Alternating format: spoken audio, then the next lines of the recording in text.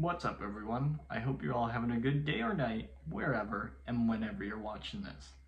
Over the last 5 to 10 years, a lot of the NASCAR Cup Series drivers that I grew up watching have retired, such as Jeff Gordon, Dale Earnhardt Jr., Kevin Harvick, Martin Truex Jr., last year, Kurt Busch, although that was medically, but still, and many others, Tony Stewart, the list goes on.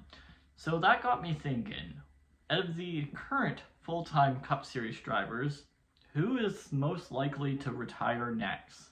So I went through some drivers and their ages, and I'll talk about some of the drivers who may be getting a little bit older that are currently full-time in the Cup Series, and what I think the possibility of them retiring in the near future is. So let's start with Denny Hamlin.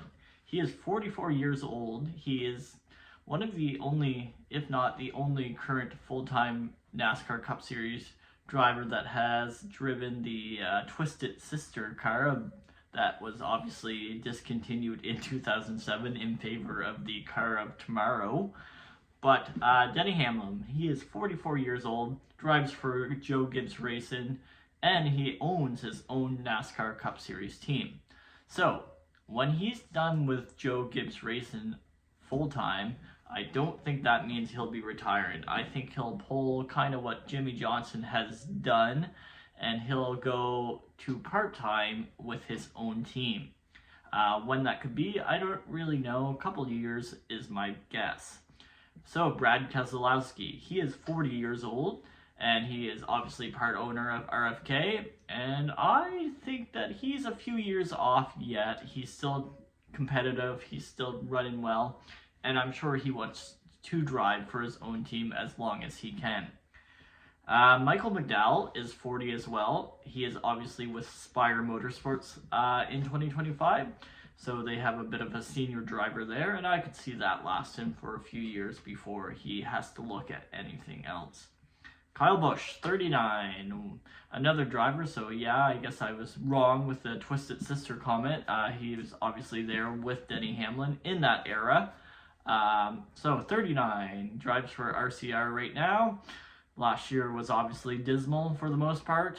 I don't think he's near retirement, but if he keeps having years like he did last year, I think he'll get tired of not being competitive, even though at points last year, especially during the end, he was competitive.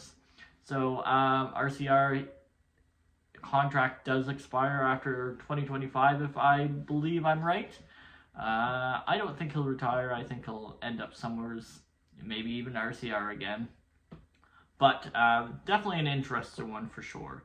Ricky Stenhouse Jr., 34 years old. I don't think he's near retirement. Obviously, he's not as well, not quite as funded as some other drivers that are on this list, especially with the off-season. His team kind of lost a major sponsorship, but I still think he is a talented driver. He's a Daytona 500 winner, and I don't think he's that close to retirement. Joey Logano, 34, still got many years left in him, in my opinion. Past champion, 2024 champion. Say what you want, he's talented, and I don't think he's retiring anymore anytime soon. So, my guess, and this could be totally off base, but Austin Dillon, 34 years old, definitely has more years in him to drive in the Cup Series if he'd like. Obviously, he is the grandson of Richard Childress.